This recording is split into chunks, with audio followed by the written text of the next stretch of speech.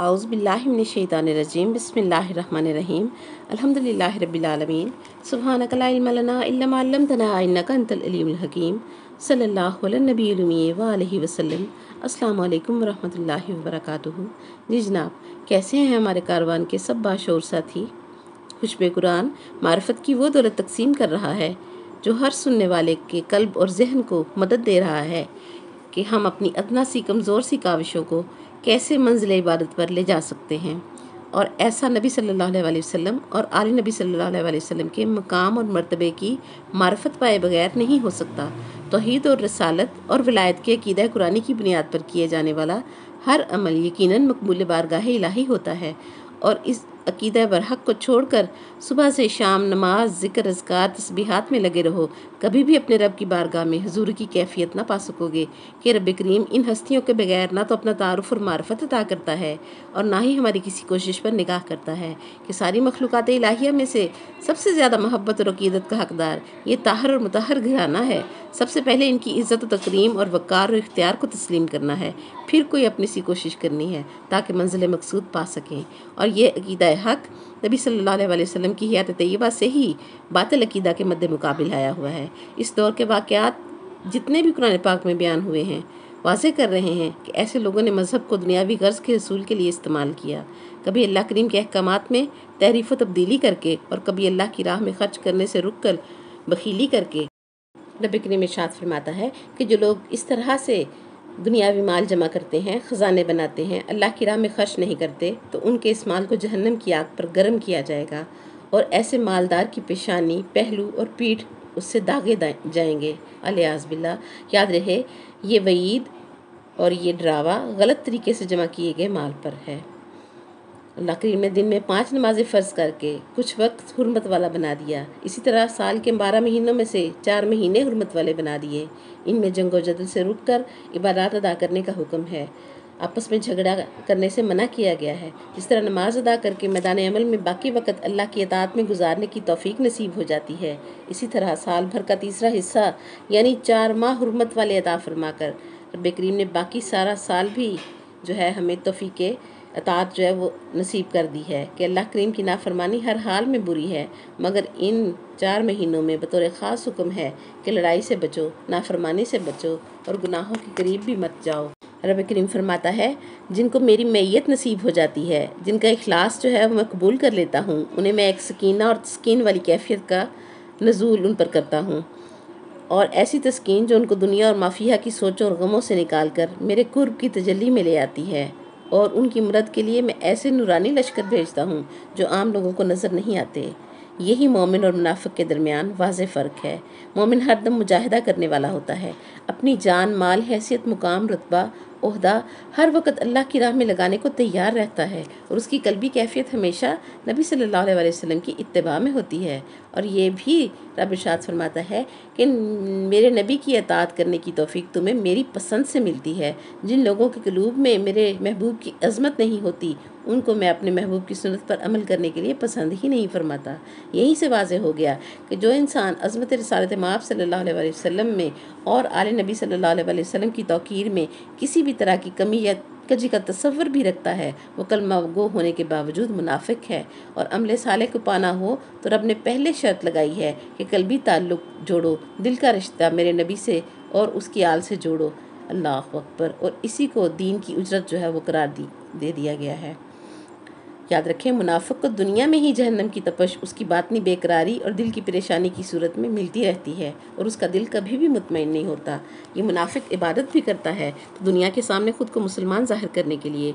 माली इबादत यानी ज़कात भी अगर देता है तो भरम रखने को देता है, ना तो नबूवत की अज़मत को तस्लीम करता है और ना ही उसको इत्मीनान नसीब होता है कि कल्ब का सुकून अज़मत व मोहब्बत रिसालत माब सल्लल्लाहु अलैहि वसल्लम के साथ बंधा हुआ है और उनकी आले पाक के दर की ग़ुलामी के साथ बंधा हुआ है। नमाज में आए मुनाफिक तो सुस्ती से आता है और माल भी जब खर्च करता है तो मजबूरी से खर्च करता है, हालांकि दौलत दुनिया माल और औलाद की शक्ल में उनके पास होती है, मगर यही दोनों चीज़ें ऐसे मुनाफिकों के लिए अजाब होती हैं। और अल्लाह फरमाता है, माल और औलाद के बखेड़ों में उलझे रहते हैं और इनको इनके निफाक में ही मौत आ जाती है, क्योंकि इनके निफाक के रवैये की वजह से इनसे तौफीक तौबा मैं सल्ब कर लेता हूँ और इनको तौबा की फ़ुर्सत और मोहलत ही नहीं मिलती। अलियाज़ बिल्लाह। منافق کی بڑی نشانی یہ بھی ہے کہ دنیاوی مال و نفع ملتا نظر آتا ہے تو فوراً دین چھوڑ کر اس دنیاوی نفع کی طرف لپکتا ہے۔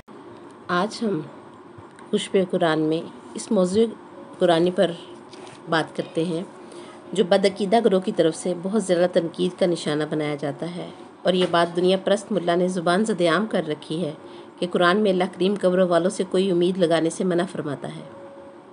اور یاد رکھیں یہ پروپیگنڈا بالخصوص ہماری نوجوان نسل کو بہت سارے سوالوں میں الجھا رہا ہے کہ وہ انبیاء کرام اور اولیاء اعظام کی تعلیمات جو کہ دراصل تعلیمات الہیہ ہیں ان سے ہماری نوجوان نسل دور ہو رہی ہے اور ادب و احترام سے عاری ہو رہی ہے کہ ملا نے انہیں تصور ہی یہ دیا ہے کہ وہ سب ہم جیسے تھے۔ ان ذوات مقدسہ کی عظمت میں کمی بتا کر اور اپنے عملوں پر بھروسہ کرنے کا کبھی فعل جو ہے وہ ہماری نسل کو سکھایا جا رہا ہے۔ وسیلہ کیا ہے، شفاعت کیا ہے، اور اللہ کریم کی نشانیوں کی تعظیم کا اجر و ثواب کیا ہے، ان سب کو بدعت بتایا جاتا ہے اور بے دینی بتا کر بچوں کو مذہب سے دور کر کے خود تو وہ جہنم کا ایندھن بن ہی رہا ہے اور نوجوان نسل کو گمراہ کر کے ان کا مستقبل بھی تاریک کر رہا ہے۔ سورہ ممتحنہ 28واں پارہ آخری آیت میں رب ارشاد فرماتا ہے لا تتولوا قوما غضب اللہ علیہم قد یائسوا من الآخرۃ کما یائس الکفار من اصحاب القبور۔ سبحان اللہ۔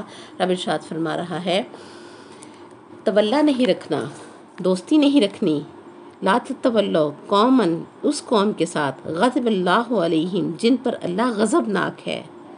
اللہ اکبر، کن پر غضبناک ہے؟ آیت کے اگلے حصے میں اس کی وجہ بھی ارشاد فرمائی قد یائسوا من الآخرۃ، سچ یہ ہے کہ یہ لوگ آخرت سے ایسے مایوس ہیں کما یائس الکفار جیسے کہ کافر لوگ مایوس ہیں من اصحاب القبور قبروں والوں سے۔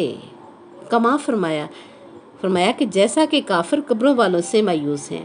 ذرا سا غور کریں تو واضح ہو رہا ہے جن لوگوں کو جس قوم کی بات اللہ کریم کر رہا ہے بظاہر وہ کافر نہیں ہیں، کیونکہ کما یائس الکفار واضح کر رہا ہے کہ بظاہر کافر نہیں ہیں، ان کا عقیدہ کافروں والا ہے، اور کافروں کا عقیدہ قرآن بتا رہا ہے کہ قبروں والوں سے مایوس ہونا ہے۔ مومن کا شیوا قبروں والوں سے مایوس ہونا نہیں ہے بلکہ ایک کافر کا عقیدہ قرآن نے بتایا ہے۔ یاد رکھیں پورے قرآن پاک میں لفظ آخرت استعمال ہوا ہے۔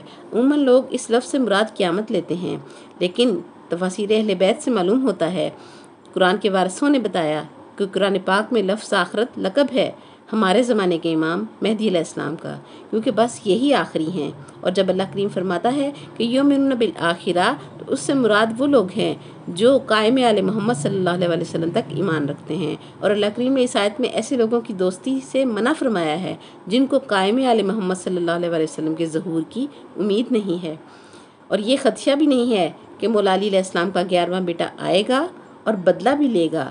جو زمانے نے آل محمد صلی اللہ علیہ وسلم پر ظلم کیے ان کا بدلہ بھی لے گا۔ جن کے عقیدے میں یہ بات نہیں ہے رب کہتا ہے قد یائسوا من الآخرۃ کما یائس الکفار من اصحاب القبور۔ اللہ اکبر۔ قرآن پاک میں کائنات کی ساری حقیقتیں پوشیدہ ہیں، ازل سے ابد تک، چیونٹی سے ہاتھی تک، کہ رب نے فرمایا تبیانا لکل شیء، قرآنی بیان ہے کہ تبیان ہے، مگر شرط یہ ہے کہ اگر یہ وارثان قرآن سے پوچھا جائے، قرآن جس گھر میں نازل ہوا اس گھر والوں سے پوچھا جائے کہ اس کے اشارے گھر والے ہی بہتر سمجھ کر ہمیں سمجھا سکتے ہیں۔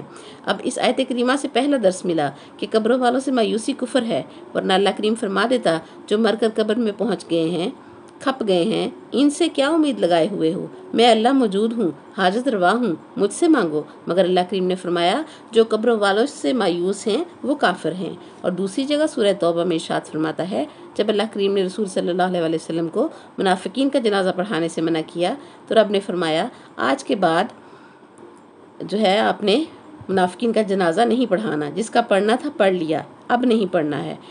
اور فرمایا وَلَا تُصَلِّ عَلَىٰ أَحَدٍ مِّنْهُمْ مَاتَ أَبَدًا وَلَا تَقُمْ عَلَىٰ قَبْرِهِ إِنَّهُمْ كَفَرُوا بِاللَّهِ وَرَسُولِهِ وَمَاتُوا وَهُمْ فَاسِقُونَ۔ اللہ نے فرمایا اے میرے محبوب صلی اللہ علیہ وسلم آج کے بعد ابد تک کسی منافق کا جنازہ نہیں پڑھانا۔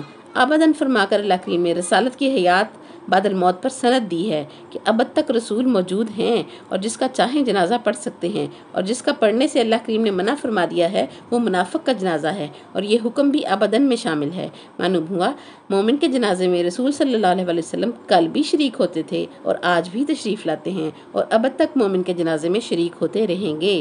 نہ صرف رسول صلی اللہ علیہ وسلم بلکہ امام موسیٰ کاظم علیہ السلام نے اپنی خادمہ کا جنازہ پڑھانے کے بعد واضح کیا کہ ہم پر واجب ہے کہ ہم تمہارے جنازے میں شریک ہوں، حاضر ہوں، چاہے تم جہاں بھی مر جاؤ۔ کیا کہنا اس جنازے کا جس میں محمد صلی اللہ علیہ وسلم اور آل محمد صلی اللہ علیہ وسلم شریک ہوں، حاضر ہوں۔ 14 معصومین کہہ دیں کہ اللہ ہم اس بندے سے سوائے خیر کے کچھ نہیں جانتے، تو اللہ کریم ان کی گواہی مان کر فرماتا ہے کہ اے فرشتوں اس کے استقبال کے لیے جنت سجا دو۔ معلوم ہوا منافق کا جنازہ پڑھنے سے اللہ کریم نے نبی پاک صلی اللہ علیہ وسلم کو منع فرمایا ہے، جبکہ مومن کا جنازہ نبی کریم صلی اللہ علیہ وسلم پڑھتے ہیں۔ اور اسی آیت کے اگلے حصے میں فرمایا وَلَا تَقُمْ عَلَىٰ قَبْرِهِ، اور کسی منافق کی قبر پر کھڑے بھی مت ہونا۔ وجہ بتا دی کہ انہوں نے اللہ سے کفر کیا اور اس کے رسول سے کفر کیا اور مرے بھی اس حالت میں کہ فاسق تھے۔ قرآن بتا رہا ہے کہ اللہ کا انکار رسول صلی اللہ علیہ وسلم کا انکار ہے، اور فاسق ہو کر مرنے والا بد عمل نہیں بد عقیدہ ہوتا ہے۔